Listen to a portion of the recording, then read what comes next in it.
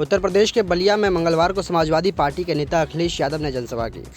इस दौरान उन्होंने वादा किया कि समाजवादी पार्टी की सरकार बनेगी तो उत्तर प्रदेश में पुलिस और फौज में नौजवानों के लिए भर्तियां निकालने का काम करेंगे। 11 लाख सरकारी पद भी खाली पड़े हैं, जिसे समाजवादी पार्टी भरकर नौजवानों को नौकरी देने का काम करेगी।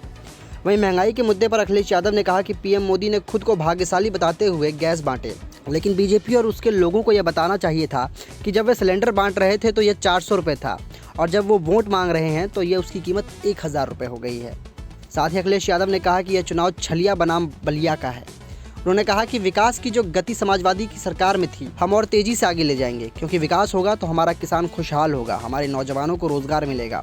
पूर्व सीएम ने कहा कि ये लोकतंत्र बचाने का चुनाव है। बलिया के लोगों ने हमेशा क्रांतिकारी रास्ता अपनाया है, इस बार बलिया के लोगों को साइकिल की मदद कर देना चाहिए। उन्होंने कहा कि भारत के संविधान को बचाने का चुनाव है। फेफना में अखिलेश यादव ने कहा कि 5 चरण का मतदान हो चुका है, समाजवादी पार्टी गठबंधन सबसे आगे है। मुझे पूरा भरोसा है कि छठे चरण में बलिया की जनता भाजपा को छांट देगी। वहीं बलिया के ही बांसडीह में अखिलेश यादव ने कहा कि बीजेपी के लोगों ने कहा कि किसानों की आय दुगनी हो जाएगी। यहाँ हमें बुजुर्ग दिखाई दे रहे हैं, किसान दिखाई दे रहे हैं।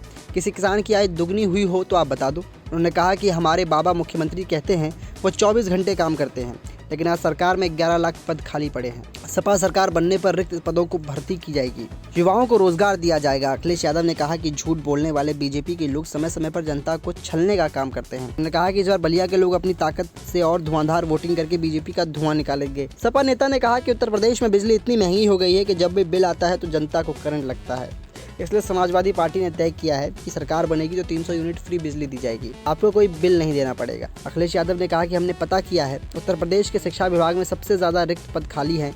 सरकार बनने पर बीएड, टीईटी, बीपीईटी नौजवानों को समायोजित के काम में लगाया जाएगा। उन्होंने कहा कि बीजेपी सरकार ने नौजवानों को नौकरी नहीं दिया। बलिया के नौजवान बताओ नौकरी कहाँ है। नेक्स्ट 9 नेशन की रिपोर्ट।